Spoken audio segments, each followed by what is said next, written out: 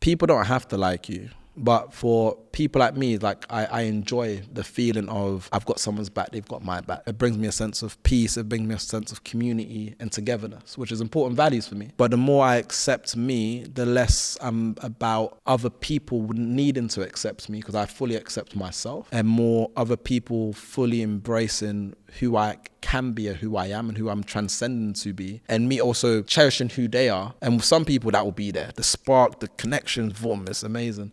Other people, yeah, that's not my energy. And unfortunately, that's just how it is.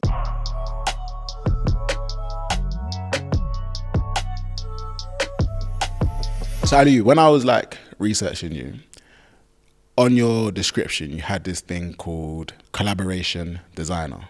Mm-hmm. I've never heard of that before. Mm-hmm. What does it mean? I live by African proverb which says, if you want to go fast, go alone. If you want to go far, go together. But I've remixed it slightly, so now I say if you want to be great, go alone, because I see a lot of people who want to be great. But then if you want to be unstoppable, go together, which really connects even stronger with me, because that sense of being unstoppable, because alone you can be great, but you want to be unstoppable. That's a different feeling. That's a different viewpoint. So when we talk about collaboration, all organizations, especially the mid-size or big ones, especially the global ones, for them to keep the competitive advantage, need to collaborate, because it's a global organization. How do you operate? How do you make sure China's moving the way the US is moving? How do you create a global core which allows you to maximize your economies of scale?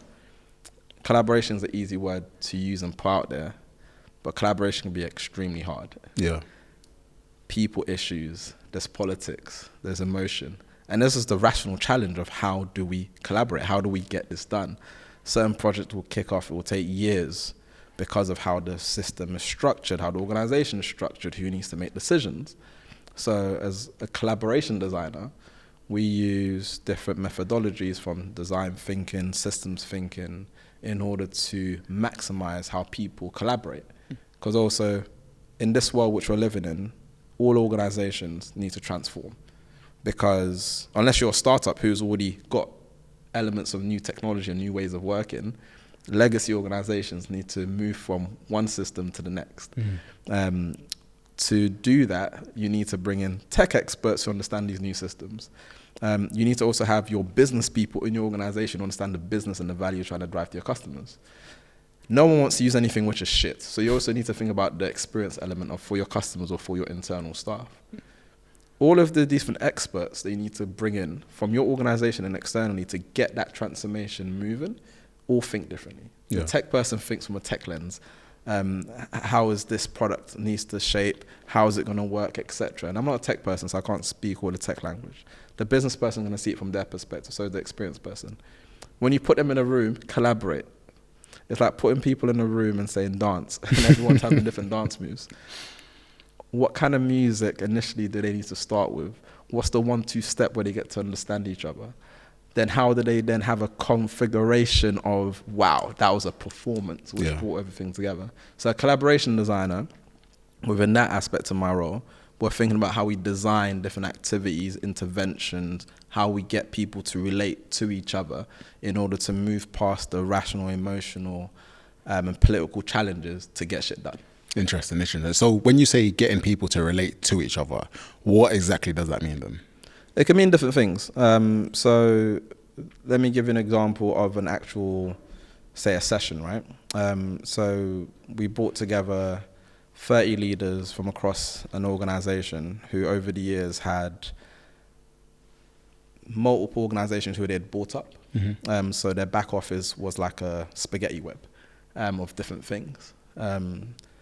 The environment, because of that, was quite toxic and quite territorial and quite siloed. Yeah. So to get anything done was extremely painful. And some people in the organization had particular roles which they wanted to keep because they were used to it and it served the purpose for them. But the organization didn't necessarily need them in that role anymore. But it was difficult to kind of move them out or shake them. Now, yes, it's an organization, but not everyone in the organization know each other to that degree. They might have heard of each other or might have interacted with each other. But sometimes in order to move past the problem, I need to look at you and say, I can relate to you to a certain degree. And now I know you a bit. I feel like we can actually get something done versus it being a transaction. Yeah. It's a relationship where we both see that we have a common purpose in what we're trying to achieve. Yeah. So within like that session, there's a few different things that we did to drive that. One of the things that we done, instead of getting people to just relate to each other, we got them to disassociate themselves from the environment. Okay. So we got them to recreate their version in teams of their organization through a game. And they can make up the game, or they can use a game like Snakes and Ladders to make it up. Through that, they have characters, they have how do you win this game. And through that, they were able to talk about characters, bad behaviors, good behaviors, and how you actually win the game and the issues without them having to attack each other. Yeah. But it was a different way for them to relate to each other. But again, there's several different things that, as from a collaboration designer point of view, we would think about in terms of how do they relate around the problem, how they understand the parameters of what's been going on, and also how sometimes it's good for them to get to know each other personally as well. But it always depends on what's the challenge, what's the outcome we're trying to get to, and then we'll think about the end in mind and we'll design backwards in terms of, okay, what's the journey to get there? Yeah, I like that because it's making sure that you look at it from a people first perspective, not just obviously the organization has its own goals, but at the end of the day, it's down to the people to deliver it, right? And so for you, and thinking this way in a more collaborative manner, has that always been the case for you, or has it been more of an evolution, would you say? Oh no, it's definitely hasn't been the case for me, man. You know, I've grown up in an environment where it's dog eat dog. Yeah. You need to be able to have your own back. You need to be able to do your thing. But at the same time, I've grown up in an environment where you need your people around you to have your back. So to a certain degree, yes and no. But over the years, it's definitely been an evolution, especially how I see the world to be, and where I constantly see the need for collaboration to get anything done. We're so interwoven as a society. Things which happen in one part of the world will affect another part because of the supply chain and how everything kind of comes together. So right now, there's a greater need for collaboration than ever before from my point of view. Yeah. And the more I realize that, the more I get spurred on to say, I need to be the best I can be at driving collaboration. One of my random visions I had, like probably back in 2014, 15, was I'm going to be a world-renowned coach who coaches some of the top like presidents and CEOs, but specifically around Africa. Yeah. And also other parts of the world, but specifically around Africa. And this is, I did like a whole trip across different countries in Africa and got inspired by what I was seeing in different countries. And I thought to myself, I want to be the coach for others, not because I want to be world-renowned, more because I'm going to build a relationship with these guys. And then they're going to be telling me different problems. I'm going to start to understand the different problems all of them have in common. I'm going to call them up and say, yo, listen, we're going to have this meeting on this day, bringing you guys.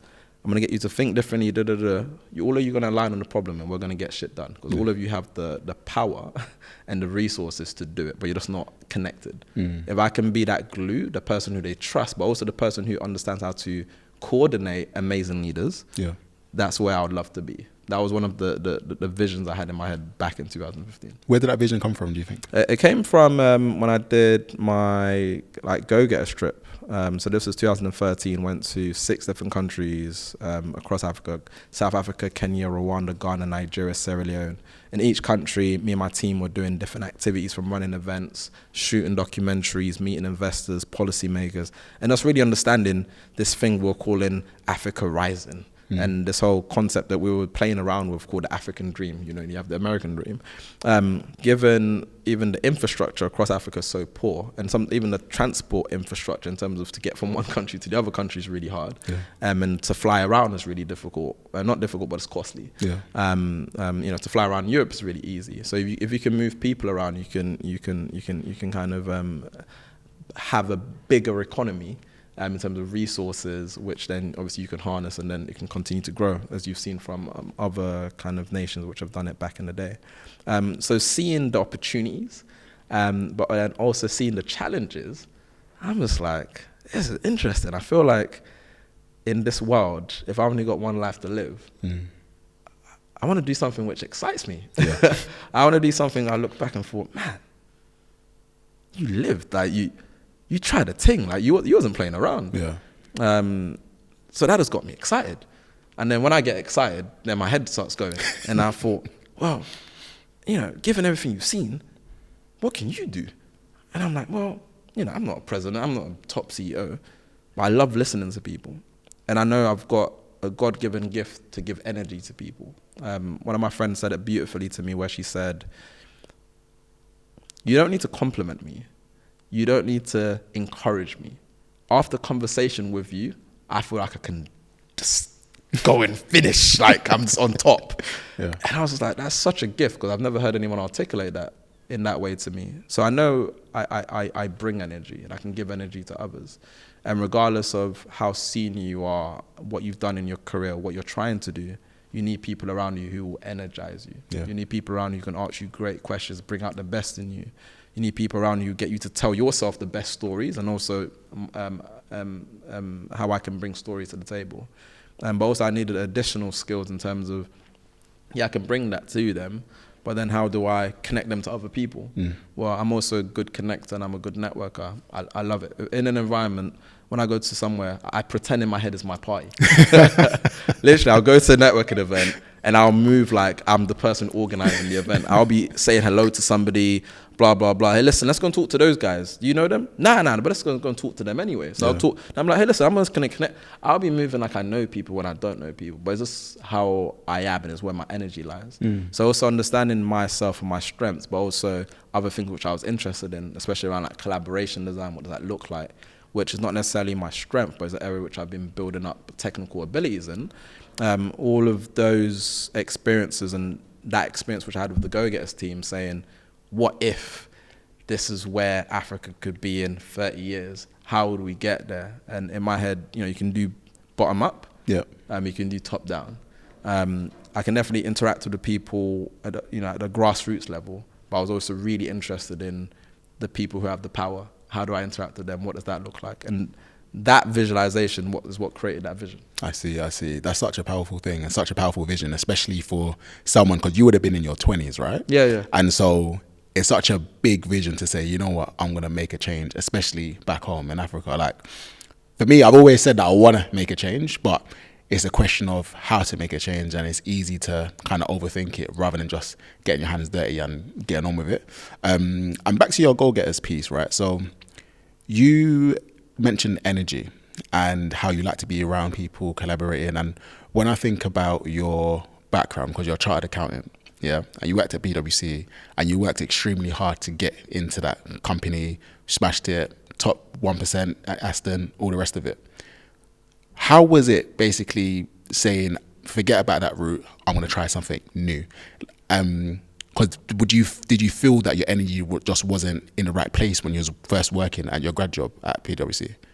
Okay, good question in terms of energy and the journey into that, and working hard to even get the chartered accountancy, and then moving left to right. Because you like, if sometimes people think about the debt, like, I've worked so hard to get to this space, I'm going to stick on it. But you was like, no, I'm going to, do you know what I mean? Yeah, that's really interesting in terms of the sunk cost, because once it's there, it's like, if I move on now, what am I doing? How am I moving forward? I guess in my head, even before getting any job, I just wanted to work for a great organization, which had at least elements of global opportunities or a global view. And if they didn't, cool, I can still do this, maybe a particular market, to just see how the best operate. Yeah. And it didn't matter who. I just wanted to see how the best operate and ask myself the question. If they operate like that, could I survive here? Could I thrive here? And could I be one of the best here? So it didn't matter. I got into PwC and then went through my accountancy, just because that was the route which you needed to do. And then my other plan was, well, if I get the ACA, it nearly, instead of it being a sunk cost, I saw it as, it gives me license to go and do anything I want to do. And if it doesn't work out, I can go fall back. So it's like, it also depends on your perspective and how you see that. I didn't see it as, because I've got this now, I need to follow the career trajectory. I saw it as, I've got an amazing foundation. I can go and do some rock star stuff, whatever, for the next 5 years, adventure, whatever, and then I can just come back. And if I don't get into a PwC because they're like, oh, what have you done for 5 years? I'm sure one of the mid-tier firms will take me. Yeah. Or somebody's going to take me. No, they're not going to take me. I can do it. I've shown them. So I just saw it as a license to go be free and do me versus a restriction. I see. So then it was already in your plan that you're going to leave at some point to travel the world, do the go-getters thing. Yeah, so it was in my peripheral in terms of my mind, but it only became action through inspiration through one of my friends, who I actually spoke to last night. So he was deeply wanted to explore entrepreneurship. So he was going to like start up weekends and stuff. So he told me, I'm like, I'm going to come with you. So I'll go with him. Then he wanted to go and explore Chile because he heard about how the Chilean government were giving expats 50K if they started a business with a local. So they thought the locals needed, and I can't remember the exact wording, so forgive me if this is not correct. But they believed the locals would benefit from somebody from outside starting a business with them because they have more of a bigger world view, and then marrying that with the local knowledge to really start something which can support, Chile or support creating jobs. So then me and him planned a 3.5-week trip from Uruguay, Argentina, and Chile to then for him to go and check out that environment. So then he took a 6-month career break from PwC, and I remember I was reflecting to think, actually, I never really wanted to stay after I qualified anyway. I've been inspired. I love what I'm seeing with Mickey. I'm loving the energy. I'm taking a career break. And then that's when my plan started to really take forward and start to move forward. So it was in the back of my mind, but I didn't have like this outline plan to say this is what I'm going to do. It was through the energy I felt, the experience which I had, seeing it, feeling it, and then that caused the action. I see. I like that. Just do that. Just go for it, basically. Yeah. So what country did you start off with in Africa? South Africa. South Africa. What was that first day like? That first night? It was so random. I remember first of all, I nearly missed my flight. That was terrible. I remember finally got to South Africa, messaged my parents, say, hey, I've landed. They're like, oh, thank God. And I'm like, yeah, it's all good. I've got some friends there as well because they always panic, you've never been to South Africa. I hadn't been any of these countries, right? Yeah. So I remember landed, and then I messaged one of my homies, Kupano, from Aston actually, Aston Uni. Said I've landed, and I was going to meet her up the next day. So that was all good. So that first day was just kind of surreal. I was like, I'm going to be out 6 months or 7 months away from London. I'm going to these different countries. I had a plan. I had a team, but none of my team members were with me in South Africa. People joined me in different parts of the journey. So South Africa, I was by myself. Where'd you get your team from? Where did they come from? So basically, when I had the idea to say I wanted to go across to these different countries in Africa and understand what it was like in terms of the tech ecosystem, the entrepreneurship ecosystem and startup ecosystem, what it was like if I could survive and thrive in these areas or in these countries. When I pitched it to my parents, they were kind of worried at first. So I was like, I knew you was going to be worried, but I wonder why you're worried. Yeah. So they were talking about, going off to these places alone. It could be dangerous. You've traveled, but this is 6 months. And you're not saying you're going to one place. You're like going here and there. Like, who do you know there? So they asked me all these questions. I'm taking it in. I was like, no, thank you. Well, I said, I'm going to build a team. Thank you, actually, because I think your worries have helped me to think about what I need to do next. Yeah. And then my dad's like, okay, cool. I support you 110%. I'm like, okay, cool. So literally I left their room and went into my room. I went through my whole phone book and I had 3 questions which I thought about. Who's somebody who's entrepreneurial? Who's somebody who's passionate about Africa? And who's somebody that's reliable? Just reliable. If I call you, you call me back. If you're just one of those 3 things, even better, if you're all of those 3 things, you're getting a call. So I literally went from A to Z. I think I called 50 people. Wow. Then, it's Alieu. It's Alieu. It's Alieu. And then some people are still calling me back because obviously they missed the phone call. I just gave them the same pitch over and over again. But this is how it is in terms of my energy again. So what was interesting was I still remember Abigail calling me back like 3 hours later. I was like, hello, Alieu. Yeah. I don't know what you did to me. I'm like, what are you talking about? I'm meant to be doing my dissertation for my master's. Why am I doing research on Kenya, Nigeria? Like, I'm excited. Please send me that document which you said you're going to send. I'm like, all right, cool. Because they kept asking for more information. So I told them I'm pulling together a document. I'll send it to them. I wasn't putting together anything. It's just because they kept asking me questions. to During do those it. calls, I just figured out, okay, I better pull something together to articulate what I've told them over the phone. Because right now it was just me getting excited, and I was telling them this, and I said, look, the question I have for you is, why do you want to be involved? Because I've got a why. If you haven't got a why, then there's no point you being on it. If your why is to support me, blessings. But if you haven't got a why, I doubt you wanting to support me would take you on the journey. Wow. But if that's strong enough for you, cool. So it's like I was just putting it onto them and the same. That's a powerful pitch, you know. Thank you. Yeah, because I like sorry to interrupt, but it's like you're basically not necessarily taking the you're taking the responsibility back onto them to say, if this flops, you got to make sure you have your own reasons to stay. Like, don't just wait on me kind of vibe. I like that. Yeah. Listen, like, Tola quit his job to come on the trip. He came 2 countries with me. One of my other co-founders, Majib, he couldn't come to Ghana because he just got a new job. And he was like, listen, guys, he like called us, explained, like sounded so sad over the phone. I'm like, bro, you got a new job, like it's cool. He's like, no, like I was part of this. Obviously, you've done the prep work. I'm meant to be coming to Ghana. I've been watching what you guys have been doing in Kenya, like Rwanda, and now I was meant to be here now, and I can't. He's like, listen, guys. Obviously, I've already got my flight money, which I didn't buy my flight.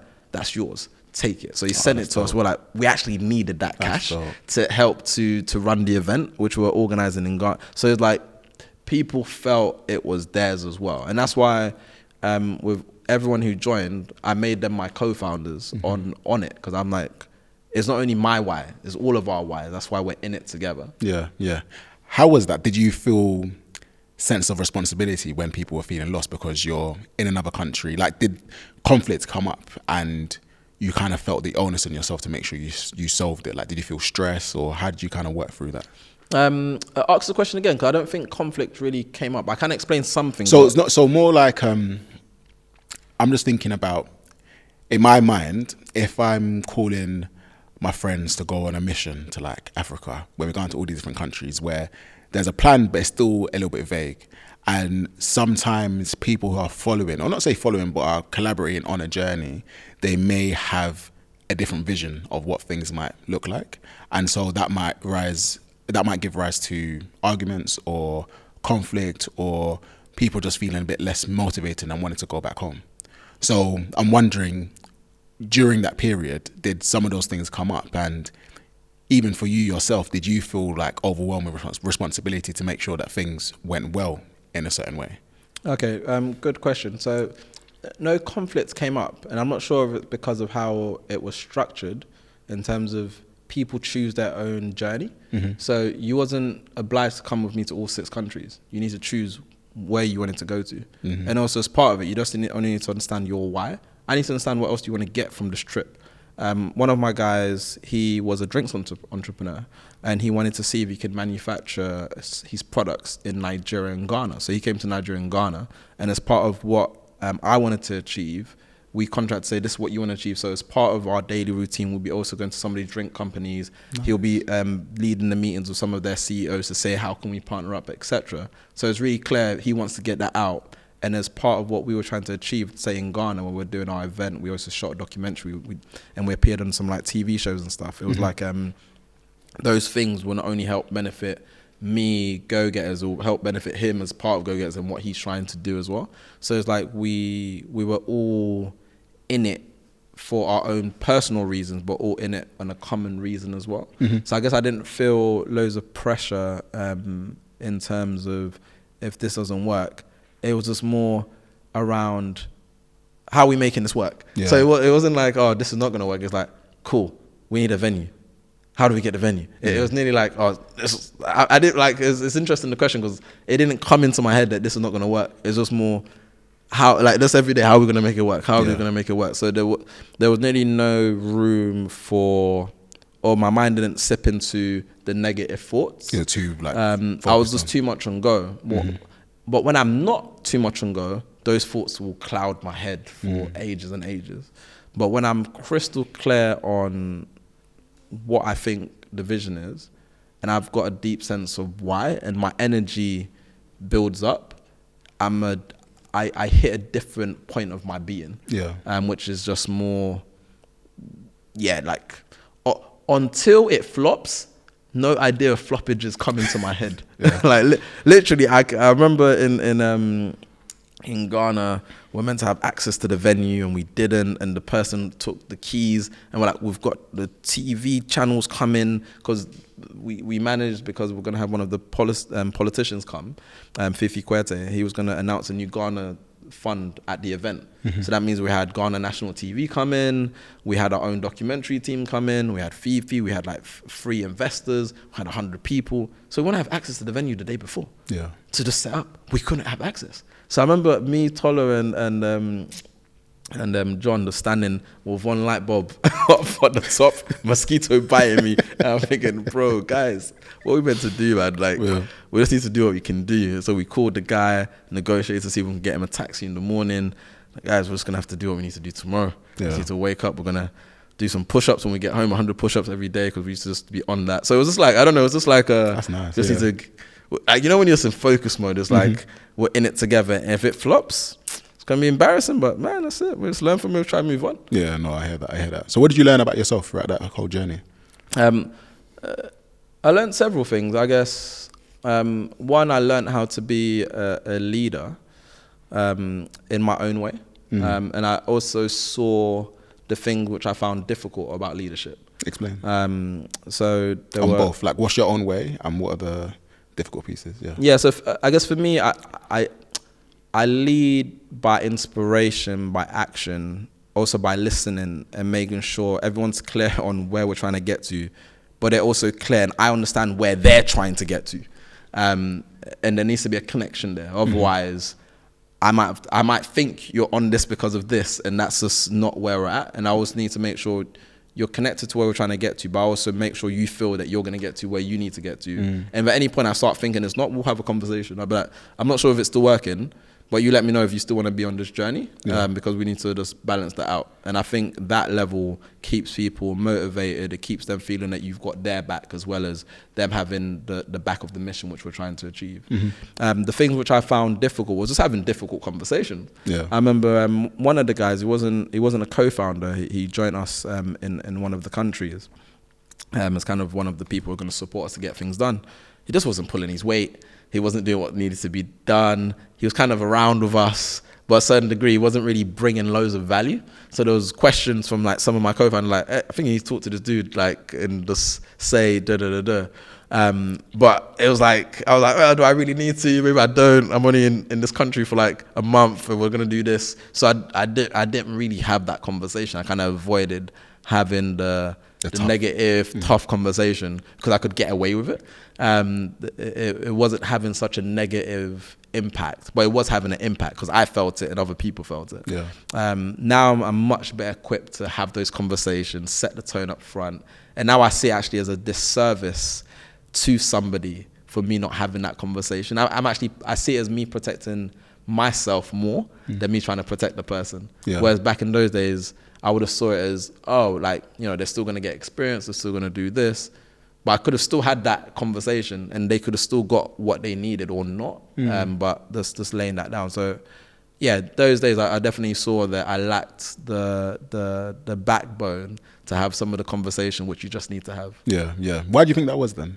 I think I genuinely love it when I have a friendship with others. So I want to be respected, but I also want to be liked. And I like other people to feel like they're respected and liked.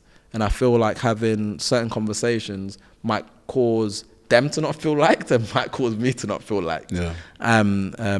So then it kind of grated against that value of mine. But since I've re-looked at it in a different way, now I'm able to address it, because the way I looked at it was causing me to find it really difficult to address and have those conversations. That's such an interesting point. I agree with it as well, in a sense that, like, where do you strike the balance between leadership, friendship, being liked, especially when it's your friends, right? Because you don't want to tarnish your friendship at the end of the day, especially if you feel like this is such a small thing and you keep putting it off. And I do wonder, like, can leaders be liked? Like, can you be a strong leader and be liked universally? The answer is probably no, right? Like, people are always going to hate you at some point. Yeah, and I think the more I accept myself, the more it's less about being liked. It's actually me liking myself than anything else, because people don't have to like you. And everyone listens to me like, yeah, that's a fact. But for people like me, like I enjoy the feeling of I've got someone's back, they've got my back. It brings me a sense of peace, it brings me a sense of community and togetherness, which is important values for me. But the more I accept me, the less I'm about other people needing to accept me, because I fully accept myself. And more other people fully embracing who I can be, or who I am, and who I'm transcending to be, and me also cherishing who they are without needing to necessarily feel that we need to have a deeper sense of anything else. And with some people that will be there, the spark, the connection, boom, it's amazing. Other people, yeah, that's not my energy. And unfortunately, that's just how it is. And the more I've interacted with different leaders, different juniors, the more I just see some people I click with, some people I don't. Some people we really get each other, some people we really don't. Some people we might even like each other, but we can't work together because we're too similar. And we just have to have an honest conversation. You do exactly everything I do. We can't work together, sorry, because we're going to mess up. Because I'm not going to look at that properly, and neither are you. That's not cool. You have a very strong sense of who you are. I've noticed that throughout. Like, it's a very reflective, it's very like present. Have you always been like that? No, it's definitely grown. And it's growing now even more and more. What's helped you on that journey? Several different things. So from therapy, which has been amazing. My therapist is just... I remember at one point, I was speaking to her, and I must have been saying, I no longer feel like I need to have this promotion, or I need to be in this relationship, or I need this. I feel like I'm good. She's like, oh, you know what that sounds like? I'm like, what? It's like, it sounds like self-love. I'm like, oh, shit. Say that again? She's like, it sounds like self-love. It sounds like you feel like you're enough. I'm like, ooh, that is so powerful. So through doing deeper work myself, going on different like retreats, having conversations with people, and also being more open and vulnerable about the way I see things about myself, about others, or about certain situations, and being more vulnerable in terms of some of the things which I'm not great at, some of the things which I'm not sure about, all of those things, and being purposeful around being in environments which nurture that has helped me to have more acceptance, more awareness, which is then just doubling and trickling and doubling and trickling.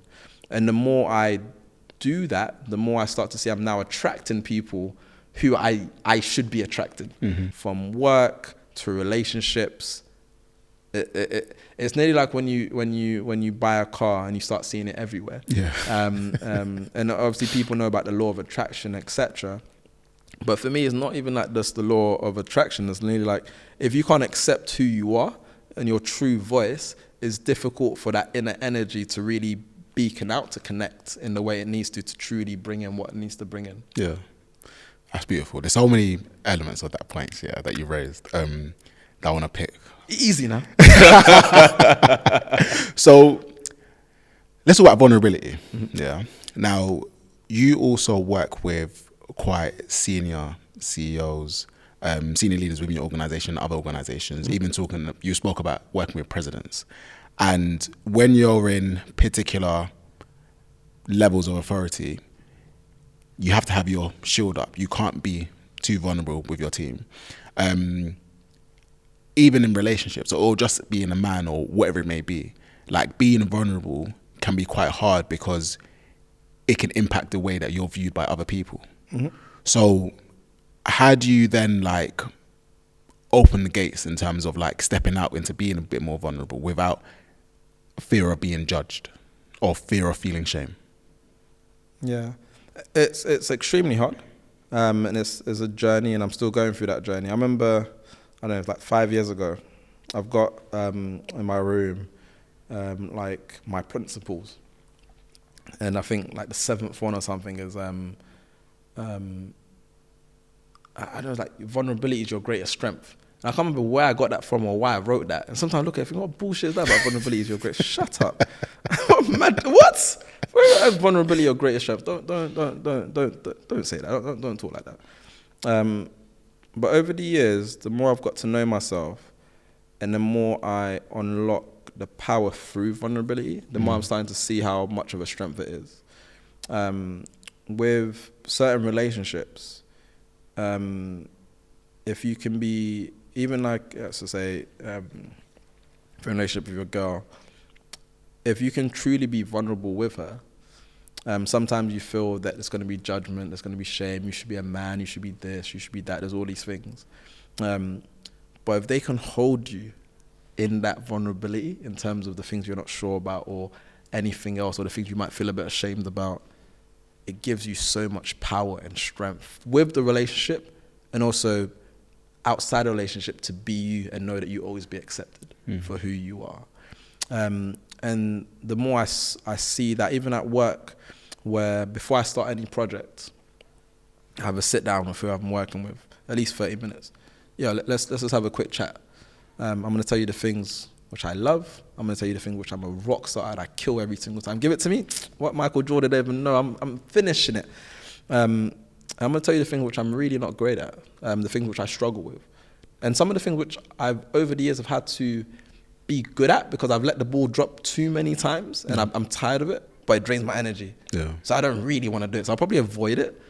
And also some of the things which about me you probably need to know, because if I'm in a particular state of mind, you might need to keep me in check. I'll tell you, and just let me know what you're open to tell me. Those conversations are always amazing, because by the time I finish and people are like, wow. And obviously you don't do certain, you share appropriately. So you're not going to share like some traumatic moment which happened in your childhood because of X, Y, Z reasons. That's just oversharing. Yeah. And you're putting your burdens on somebody else. But there is a level of smart vulnerability. And I don't want to use the word smart because then it feels like calculated. But there's appropriate vulnerability depending on the situation, depending on who the person is, and depending on what you're working with them on. From relationships, which should be a different level of vulnerability, to work. And when I've had those conversations and I've seen me opening up has helped them to open up, and then has helped us to really see like I see you. And even in certain situations, something will happen, and I try to do quick feedback these days. So I'll be like, hey, let's just have a quick feedback. I saw da-da-da happen. I remember you told me this is one of the things you might not be that strong at. I saw, was that true? Is that not? It all of a sudden changes the conversation. And then it always feels like we are in it together, and we've got each other's back versus, why aren't you doing that? I thought this was covered. We'll be like, yeah, I'm feeling some type of way about this. Or it just opens up to a human level versus just a professional, I need to get this done, so you need to get it done. It's like, I'm going through some stuff, or I'm finding this really difficult, or this thing really confused me. It opens up to people to ask better questions, feel open to say certain things and have certain conversations in a way which people can feel held and feel protected, which then makes them stronger. Do you find most people receptive to have that type of conversation? Some people, not everyone. Yeah. So some people don't like that. And it's not that they don't like that. Some people, they don't know you yet to have that. Yeah. Other people, it depends on what it is. There's certain things which is just off topic for them because of different experiences or how they see the world. So it's also just through time testing and seeing the context, the types of people where certain levels of vulnerability work or not. So some quick examples. So one quick example is, it was on a call, there was at least 2 people who I didn't know. So I asked them, let's do introductions, but we're going to change it up. I want you to introduce yourself from the lens of one of your loved ones, just so that we can get to know you differently. By the end of the call, nearly all of us are crying. Not at the end of the call, sorry, in the first 10 minutes. I'm like, how the hell we cried? Like, it was just wild. But the reason why is because from the first person to the second person, then the third person who took that and started talking about from the lens of her brother and how she looks up to him, and she didn't ever recognize how much he looked up to her, and just that feeling of how he looks at her, because and then she started describing other elements of how she grew up and his connection with her and how he's always had her back, etc., caused her to start to kind of tear up because she wasn't expecting to say the things which she said, which then connected with the next person's story, which they're talking about one of their loved ones. So then it just became this kind of powerful sharing and everyone being seen through different lenses, because then we discovered some of her strengths, some of the things that she didn't believe in herself about, and then how she now sees it and how. Just within that introduction, we got so much wealth of information, which then you feel heartfelt. So, but by the time everyone, a few tears, and we go back into, you just felt like, these are my peoples, man. I love that. And it's different for different things. Sometimes you can get that connection through laughter. If we can bust 1-2 joke within the first 10 minutes of a call, listen, I already feel like we're homies. Like, we can definitely work together because we laughed, we've bantered. But also, if we can share something heartfelt, I already feel like we're homies. So again, it's like, how do we connect as people to do great work? Yeah. I love that, because especially that viewing point from a loved person. And you know, when you do the whole introduce yourself, and you do it from your voice, your own self, and I think our British culture is very self-deprecating. So we never put ourselves in the best light. But by putting ourselves in our loved one's shoes, yeah, that's quite powerful. You mentioned there's some stuff on your wall. So you've got your list of principles. What else is on your wall? So I've got different kind of quotes. Before, I used to have, when I walked into my room, this mural, which is like, life is beautiful. Yeah. Because every day, regardless of the kind of day I had, good or bad, enter my room, turn on my light, life is beautiful. It's just a reminder. Constant. I changed it now to the serenity prayer. I can never remember it fully, which is really annoying. But it's like, God give me I feel like the wisdom. No, God give me the courage to make the changes which I can change. And know the things I can't change, and wisdom to know the difference. Yep. And the reason why I changed it to that is, I think it was like a year or 2 years ago, I just had the reflection and a feeling that life is beautiful is good, and I've got that in me, but I need to change it now. And it needs to be changed around what I can change and what I can't change. And just the wisdom to know the difference brings you peace. Yeah. Because then I can always focus on what's in my power, what's not in my power, and how do I just let that go, let go and let God, because I literally can't do anything about it. And how if I have that wisdom, life is so much sweeter. Because I know I can wake up in the morning, I can go gym, but I can't force that person to give me a promotion, and I can't force that person to sign this deal, and I can't change the fact that that person's not feeling that great right now. All I can do is give them a call. Yeah. All I can do is this. So again, that's just a reminder of stay within what's in your power, and that will bring you a sense of peace. And everything else, if you come from a religious background, you pray, or if you don't, you might meditate, or you might do whatever you need to do to release those things you can't control. The other thing I have on my wall is Muhammad Ali, and next to him it's if not now, then when.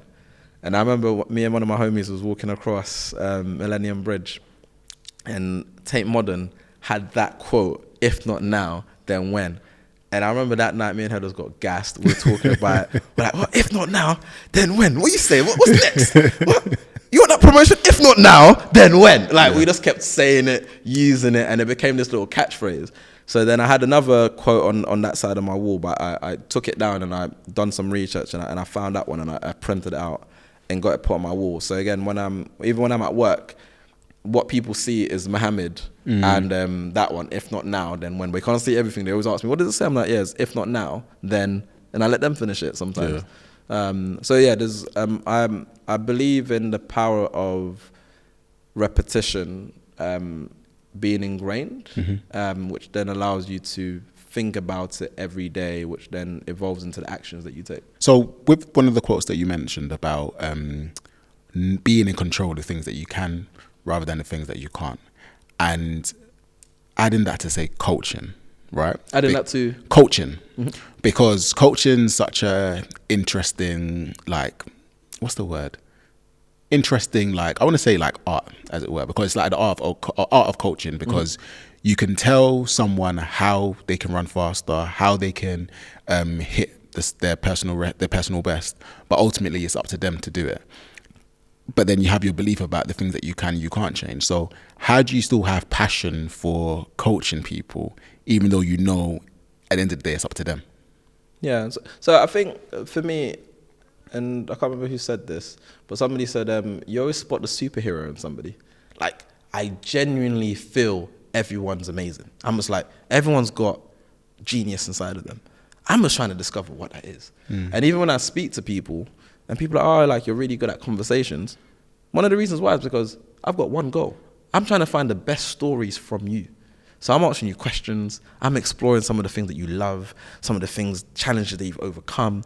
Because when you give me that, and I feed off it as well, it's weird. So it's like, when I find that spark, that story which gets you going, which underpins, and it could be something from a negative to a positive or to something positive, whatever it is. When we find that, oh, it's so amazing. Because it could be something which I don't even care about, like fishing. Yeah. But the way you articulate it, you bring me in. I'm just like, yo, I need to go fishing with you. Like, I'm not even a fisher, but also life is, for me, is about experiences and adventures. So the more I can bring out of people and they shine on me, that makes me want to try and do different things. When I was talking about my friend who we went to South America, then he done, that inspired me. So with that being one of my sources of energy, and then I'm always trying to draw that out of people, I always believe you can do this. You'll find a way. Is all I'm holding is that belief. Yeah. That's what's in my power. I can hold that belief. I can be there to listen, and I can try to be as skilled as possible in the questions I ask, the series of different interventions I can take you through. And also at times, with your permission, I might give you my thoughts on what I'm seeing and how I think direction and etc. if it's appropriate within that coaching relationship or that coaching construct to do that. But I never hold it. I don't hold the power, and I'm not trying to hold the power. All I hold the power is in what I can do. Because sometimes I hire coaches as well to coach me, which ask me great questions and get me to think differently. So I see the power in just giving somebody the space to express, to become, and then I'm just holding to see what's going to emerge. I'm just curious, like, what's coming next. Because although you might want to hit that goal, man, by the end of 6 sessions, your whole world could change. Like, because your perception of the world dictates how you see the world. We live through our brain, we live through our mind, we live through what we see and how we see things. Coaching, like therapy and other things can help to, well, in terms of therapy, in terms of the past, in terms of what happened, coaching in terms of the future, where you're trying to go to. When you change somebody's perspective, it changes their world. So I'm always just interested to say, what's emerging here? Yeah. What's really coming out for you? Because although you said you wanted X, it might be that. So maybe we need to think about how you get to X. Or through it, you could discover actually, and one of my friends put it like this, because she was helping me think through my current status of trying to see how I navigate my organization in terms of promotion, in terms of progression. And she said 2 things. One, imagine for years you've been in this rat race and you finally won the race. Then you realize you're a rat. You're still a rat. So that hit me. I was like, ooh, that's a good one. Then the second one she said was, and she took it from a podcast. She was like, imagine like climbing up the ladder. And you probably heard this one before, where you climb up the ladder. For years, you broke through the glass ceiling. What glass ceiling? What? No one can hold me back. I focus. I've got this. You get to the top. Yeah. Then you look and thinking, I just climbed up the wrong wall. This is not, it's not where I want to be. No. So I think with coaching as well, I'm curious on helping people to really question and think through things in a way which is beneficial to them, not necessarily being attached to the outcome which we said, but it's attached to the betterment of them in whatever guise that looks like. Got it. So with you and your career now, so you done Go Getters, you worked for a charity organisation, right? You came back to PwC. How was it coming back to PwC, especially when you're now on a different type of ladder? Yeah, no, it's been interesting. So my previous because my 4th time back at PwC. 4th time? Yeah. Okay. So my previous 3 times, I didn't really feel my ladder was against the right wall. And I couldn't see how I was going to progress. And also it felt really hard to climb. I was like, every day it's tiring. And I'm around people who are just like super smart, super driven, and they're just extra. Always doing the extra bits. I'm like, oh God, so extra. Always wanted to do this and do that over and above. I was like, man, can you just chill? Like, I'm from South London. Like, I went to schools where we weren't really trying to do extra. We're just trying to survive. Like, so it wasn't, and unless I'm inspired, I only do things which excite me. So unless I'm excited, I'm genuinely not trying to do over and above. So in that environment, to thrive, you kind of need to love or really want to compete in that environment. I didn't really want to compete, so it felt like the wrong wall. What were the walls then? So it was audit the first time, business restructuring, which was, I enjoyed that to a certain degree, but again, probably not the right wall at that point in terms of my skill set and what I could bring to the table. The other one, Africa Business Group, and again, that was interesting from a purpose standpoint, helping PwC Africa through the UK firm to grow the advisory practice. But again, in terms of like my skill set, what I could bring, and also what we actually did as a team, it probably didn't align as much to that, although it aligned with my overall passion for Africa, but that's so broad and it didn't really bring me closer to how do I drive collaboration, coaching leaders and storytelling and doing some of the things or bringing some of the skill sets which I can bring to the table. Whereas with this wall, actually, the funny thing about it was even the way I got the job was just weird, right? Well, not weird, the way I found out about the job. So I was coaching one of the partners at PwC. I wasn't working at the time. I bumped into another partner. Me and him was bantering. He's like, "Why come I see you here like once every month or something?" I'm like, "Yeah, man, I'm still getting paid by you guys." Like, but I was joking with him. I was trying to think, maybe it's a new client. So I'm trying to like banter with him, get some, see if he wants to like sign up to my coaching program so I can earn more revenue. And he's like, "No, forget about that." He's like, "I'm just got this new role and I'm hiring. So check out the website and see if you like any of the roles and chat to me." I'm like, "Oh, okay, interesting. I'm not looking for a job, but take it. Cool. Like, let me check this out and see what's going on." And at the time, my current job, but the organization was going through a bit of restructuring. I wasn't really too sure on their longevity, so I thought, okay, interesting timing.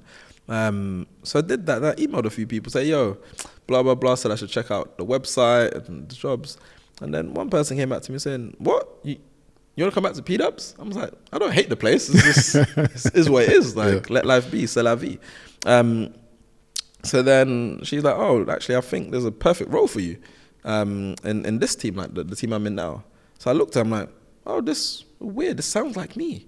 That's really weird. How is there a role that sounds like me in P-Dubs? It doesn't even make sense. You can't make it up." So then I applied for it, went through the interviews, and I got the job. So ever since then, I've been doing really well in this role, growing with it, building the right skill sets. You know, you've asked me about collaboration designer. I'm also one of the lead facilitators. It allows me to bring my storytelling capabilities to the fore. It allows me to bring my coaching ability to the fore. And because I'm also got a chartered accountancy background, people can also respect the fact that technically I can get to grips with certain concepts and go in the ditches if I need to, but that's not what I'm trying to bring to the table. You guys are the experts in that. Yeah. I'm the experts in how we bring the different people together to get the thing done. Yeah. So all of a sudden it's an interesting mix of something which I'm good at. There's tons of things to learn, which I'm learning and continue to upskill at. And I'm solving the problems. I'm solving complex problems in a world which needs complex problem solving. Yeah. No, I love it. It's like you finally met the promised land, right? Yeah, it's interesting. And it's interesting. I wouldn't call it the promised land because nothing's perfect and the grass is always greener. But I do think it's much better aligned to my passion, to what makes me great, than anything which I've done previously. And at the same time, being somebody who wants to fulfill my potential, and I don't feel some people can do one thing for like 40 years and that's their thing. I'm probably more of a person who will do something for 10 years, be really good at it, kill it, and then think, cool, I want to see what else I can do in life because I want to push myself through different mediums to see what I can achieve. You see certain people, and I'll take it to like a Kevin Hart, for example, where comedy to movies to books, to a certain degree, you can see how some of the skills interlink. But obviously there are kind of different things, and other people have done those things also. But also, I want to see how multifaceted I am. I want to see what else can I be. Right now, I'm thinking about how do I have the trajectory to be a partner in PwC if that's if that's what I'm gonna be heading towards. So right now I'm an experimental experimentation phase. Where I'm just like, okay, cool, to be a partner, that means I can't only be great at my work. I can't just deliver results. I need to win work. Yeah. Also, winning work means I need to build relationships with clients. And through those relationships, I need to turn those relationships into commercial work, which comes in maybe for my team or for other teams. Yeah. And how do I configure that? So I'm going for experimentation and saying, okay, what does that look like? And I'm doubling down on playing around and having fun with it. And it's less about promotion in terms of, oh, I want to get promoted. It's more around, I really want to have fun, and I want to see if I can reach an element of my potential in this environment. So I'm playing and having fun with it right now. Because previously the mindset would have been, I need to get this promotion. Then how do I fit in this box? I can't fit in a box. Yeah. It drains me. It's long. Even my eyes right now are squinting. You can't even see it anymore because it's just closing because I'm tired. I'm sleeping. But as soon as you tell me have fun, get excited about it and learn from it, I'm all in. And that's what I'm doing right now. That sounds so exciting. I'm so happy to hear this, man. honestly, because I just love that drive to just make sure you've hit your potential. And that's something that I highly resonate with. So I got like a couple quick fire questions. Yeah. What's one book that changed your perspective on life? One book that changed my perspective, Michael A. Singer, The Surrender Experiment. Ooh, I tried it. I couldn't get through it, you know. I've listened to it 3 times. Okay, I'm going to try it again. One piece of advice that you always give. One piece of advice that I always give. Do I always give one piece of advice? Let me think about what's coming into my mind. What have I said? It's not advice which I always give, but it's something which is resonating with me more and more now. And it's something which you said comes out for you about me in this conversation, which is around us understanding self, loving self, being compassionate for self. Because I've just seen for myself and others how we can be our worst critics, how we could, because of how we see something, already shut ourselves down. Oh, I can't do that. Sometimes, and it's said, to just put a simple word in front, yet, will change that whole dynamic of how you've placed yourself. The world will always place you in boxes and have points of views, or other people will. You don't need to. So it's like self-awareness, self-acceptance, and self-love. Okay, I need to write all this down in my head. I'm like, I can't wait to write all these notes down. One tip or trick that one tip or trick that you wish you knew earlier. One tip or trick To help you organize your day. To help me organize my day. I've now got like a deep calendar kind of obsession. If it's not my calendar, it doesn't exist. I like that one. So literally, you sent me this in the calendar, location, don't need to think about it anymore. Yeah. I kind of also has its ups and downs, but it's interesting. When I'm on holiday, that goes out the window. I'm like, I'll go on holiday with 10 people. I'm not really on holiday with them. I could be on holiday with myself or my roommate. I just go with the flow. Different things will happen. So although being organized in that way helps me to kind of save time, know what I'm doing and focus, then I have the moments where I have no idea what's happening next. And I let it was so funny. I was in Thailand. One taxi driver, I think it was New Year's Day or something, was say, "Hey guys, where do you want to go? Where do you want to go?" So walking, he kept asking, "Where do you want to go?" I just stopped. I looked at him. Where the universe wants to take me. That's where he wanted to punch me in my face. But I was being very serious. I was like, "Dude, I'm literally going with the flow." Yeah. Love that. And final question: where can people find you, contact you? Where should they go to? LinkedIn's probably the best place. So there's Alieu Fofanah, LinkedIn, probably the best place to catch me. Awesome, Alieu, it's been a pleasure. Thank you so much. Thanks for the opportunity, man. Cheers.